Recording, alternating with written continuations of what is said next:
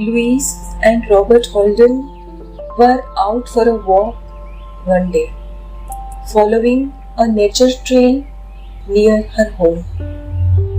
Big old eucalyptus trees shaded them from the bright sun. They got talking about the principle, you can choose your thoughts. What exactly does this principle mean? He asked Louise.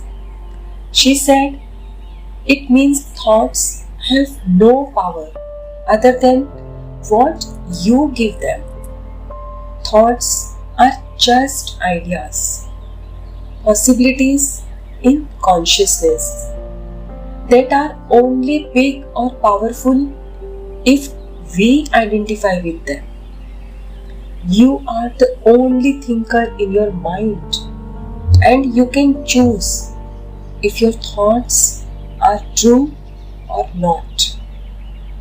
One of Robert's favorite Louise Hay principle is the only thing we are ever dealing with is a thought, and a thought can be changed.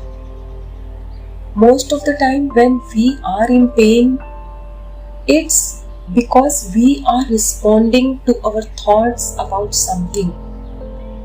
The pain is mind-made. It is a sign that we are literally suffering from psychology. The way out of suffering is to make friends with your mind and remind yourself that you are the thinker of your thoughts. Happiness is only ever one thought away. Lewis और Robert Holden एक दिन टहलने के लिए निकले थे। अपने घर के पास एक प्राकृतिक पगडंडी का अनुसरण करते हुए। बड़े और पुराने नीलगिरी के पेड़ों ने उन्हें तेज धूप से बचा लिया। वे बातें करने लगे उस सिद्धांत के बारे में जिसमें आप अपने विचार चुन सकते हैं। वास्तव में इस सिद्धांत का क्या अर्थ है? उसने लुईस से पूछा। लुईस ने कहा कि इसका मतलब है कि विचारों में आपके द्वारा दी गई चीजों के अलावा कोई शक्ति नहीं है। विचार केवल विचार है। चेतना में संभावनाएं जो तभी बड़ी या शक्तिशाली होती है जब हम उनके साथ पहचान करते हैं। आप अपने दिमाग में एकमात्र विचारक हैं और आप चुन सकते हैं कि आपके विचार सही है या नहीं।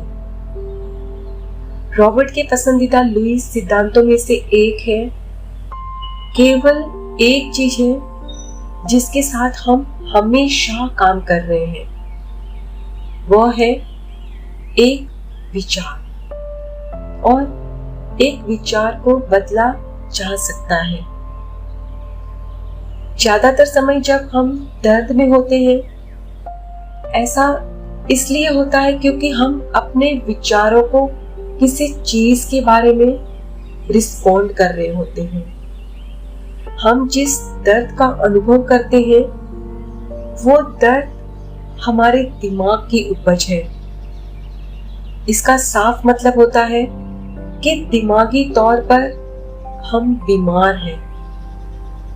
दुख से बाहर निकलने का एकमात्र तरीका यह है कि आप अपने दिमाग से दोस्ती करें और खुद को याद दिलाएं कि आप अपने विचारों के विचारक हैं। खुशियां केवल एक विचार की दूरी पर है।